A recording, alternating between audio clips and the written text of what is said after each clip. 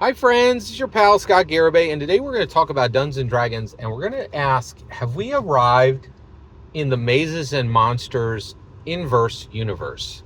All right, so let's get into this. Okay, so it's 1982, and a gentleman writes this. Actually, I think it, I think the author's name was Rene Gaza. I don't remember I'm not sure if a man or a woman wrote that book. All right, so this sci-fi author, fantasy author, excuse me, brings out Mazes and Monsters, and what it is it's a warning. It's a warning to the whole world. It said, "Hey, do you know somebody who's playing Dungeons and Dragons? If you do, you need to be very worried, right? Because they're in a dark place, they're confused, and the people around them, they can't trust them." Right? They don't, and they're not in a good place, right? They're in a bad place. They need help, right? And that book was and actually, one of the reasons why people were like, oh my gosh, this is really good, was like, hey, everybody, you need to be careful. It didn't do exactly what they did in every church. Hey, be careful about those D&D people. And all, and this castigation and this finger pointing. This author wrote a cool fantasy book that you could read that was entertaining. And that's the best place to get a message. If you want to get a message, hide it in a story, right? Like, that's what morals are, right? Like, Brer Rabbit, there's a lot of, and all kind, like Huck Finn, there's all kinds of stories, right? Like, and many of them, they'll have a useful message, right? And sometimes we do this better with some stories than others, all kinds of different things, right? And there's probably better examples than the two I gave, but I don't know why those two came to my mind. And so, okay. So at this point, that person was like, in 1982, they were like, hey, this thing is brand new. It's only 8 years old. It's explosive. And you need to be very concerned about the people who play in Dungeons and Dragons. Look where we are today. Like, right? Okay, let's take a look at the conversation between two different parents. Parent from 1982, right? Oh, my kid's playing Dungeons and Dragons. I don't know what it is. It looks like they're casting spells. It's very scary.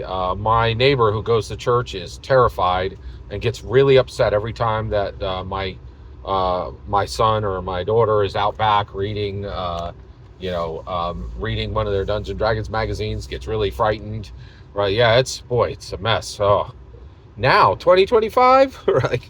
Hey, I heard your kid wasn't playing Dungeons and Dragons. Yeah, they're not. They're playing Call of Duty.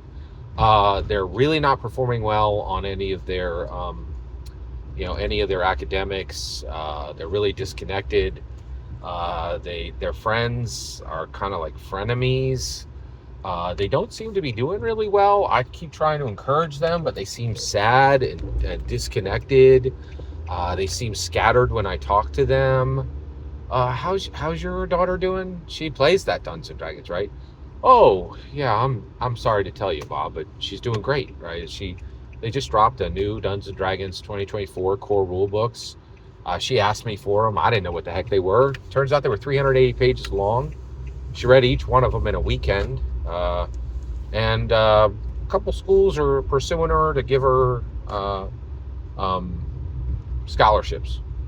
Well, because of Dungeons and Dragons? No, not because of Dungeons and Dragons. Just because she made a habit of reading 250-page books over the weekend for fun, and then crafting her own worlds. And her purview is enormous. She's like, oh, I need to learn about botany now. I need to go learn more math so I can determine the range on this spell.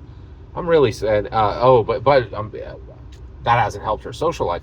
Actually, she's running her own game. She's got 5 people who treat her as not only a friend, but kind of as a life coach. Really kind of has really transformed her social life. It's really helped her. Hey, do you think she'd have room in the game? No, actually, I'm really sorry. She has 5 players in her game. She's got a full table, and she's already turned down 3 other players. Well, Bob, my son's really struggling, man. Could you help me out? I wish I could, man.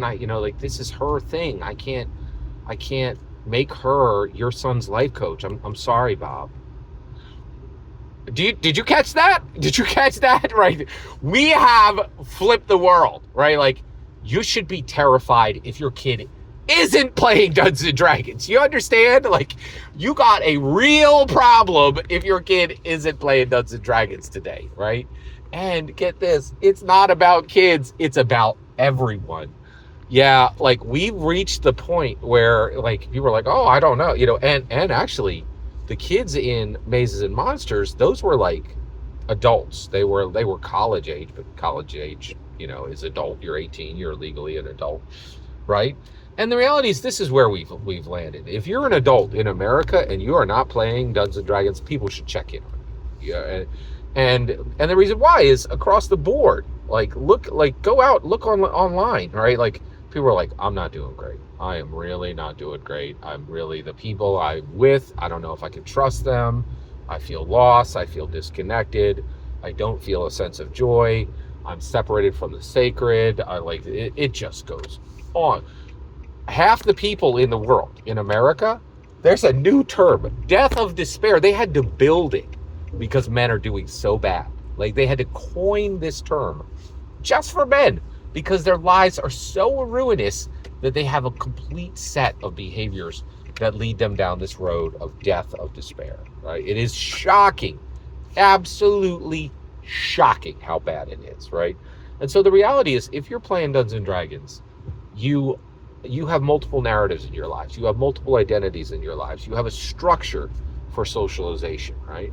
If you don't have Dungeons and Dragons, you are cooked. You are absolutely cooked. And so in 1982, people were worried if you were playing Dungeons and Dragons. In 2025, people should be worrying if you aren't playing Dungeons and Dragons. Every single word you just heard in this video is my humble opinion. Nothing more, nothing less. The important part is when I get to hear your humble opinion, when you get in the comments and send your traffic. Please consider subscribing, and have a fetch millennium.